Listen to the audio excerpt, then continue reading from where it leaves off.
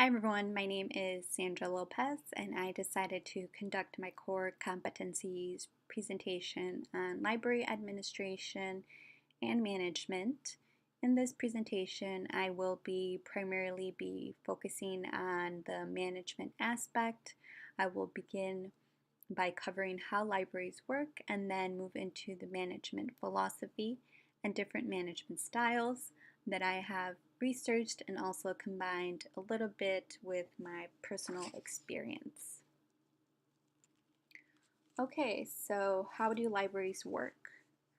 Of course, circumstances vary from library to library, but in general, these are the professional components of how a library works.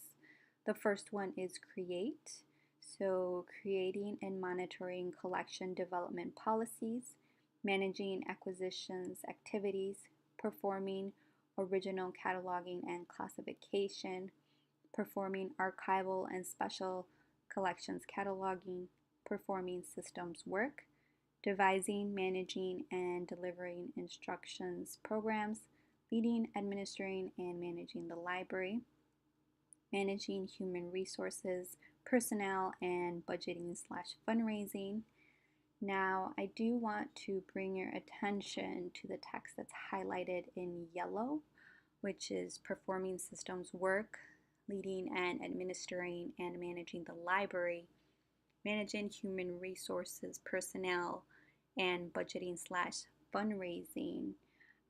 I want to bring your attention to these specifically because there has been a continuing debate over the years about whether one needs to be a librarian to carry out the tasks marked in yellow, which I found to be very interesting because I have witnessed both ends of the debate.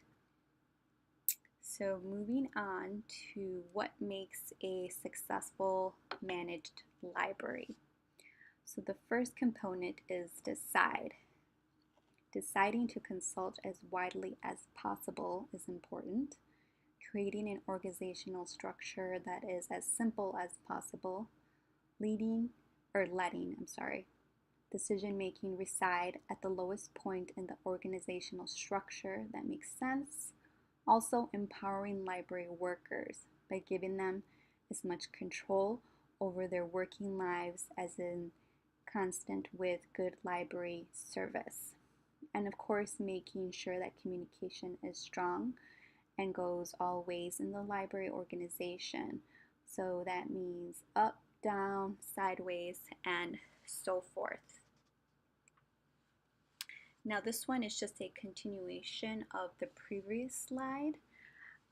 So being flexible in adapting plans, policies, and procedures as demands change. Never planning for planning's sake, which means keeping plans simple, briefly expressed, and widely understood. Now I do want to back up to the previous slide for just a moment because there is a word that stood out to me here, and that word is empowerment.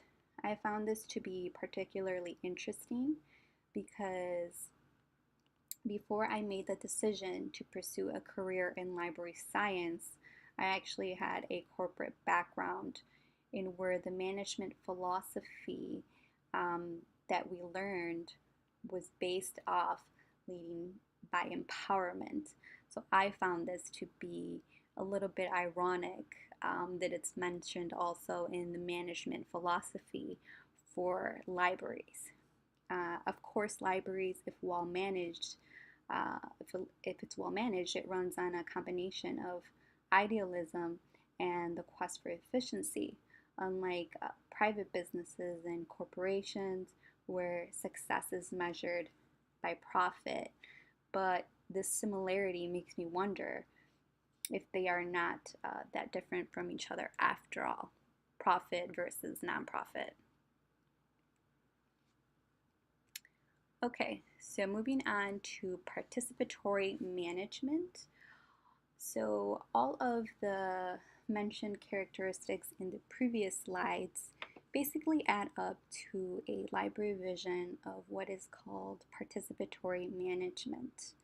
Now, participatory management is a term commonly used in writings on management and key constituents of modern management theory that is becoming more and more popular among libraries.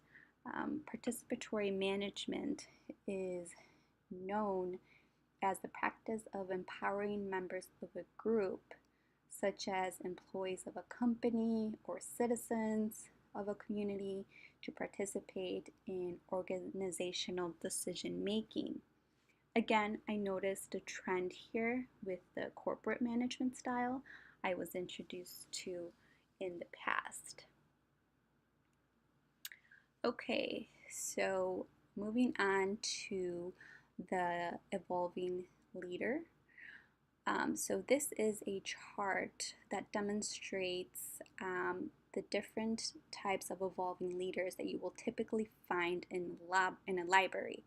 And this is called a boss quadrant. So the first one is the effective leader. The effective leader will typically have low insecurity and high competence. This leader is known to capitalize on the talents that staff brings to the organization because their personal confidence is high. The second one is called petty boss, which typically has low competence and high insecurity. This boss basically shows a poor masking of self-doubt. The petty boss borders on incompetence. He or she demonstrates an accumulation of delayed decisions, poor hiring, and other petty actions that may take years to overcome. Now, the next one is known as the benign bumbler. The benign bumbler has low competence and high insecurity. He or she is typically beloved by staff, values effective followers, but there is a danger if no one steps in to help out the benign bumbler, then inner strife can lead to disarray among staff. So the last one is called the radioactive boss, which demonstrates high insecurity and high competence. This boss has the capacity to be effective, but because of self-doubt, has great difficulty letting go and sharing power. It has been compared to the micromanager. He or she might punish effective staff just because they think for themselves. They are the first one on the job and the last one to leave, and practices the quote-unquote getting rid of the troublemakers as a decisive part and good for the organization. So this concludes the 4 evolving leaders described in this chart. But I can't help but wonder how many of us have worked with one of these types. You know, I have. There are 4 typical leaders you will find within the library environment.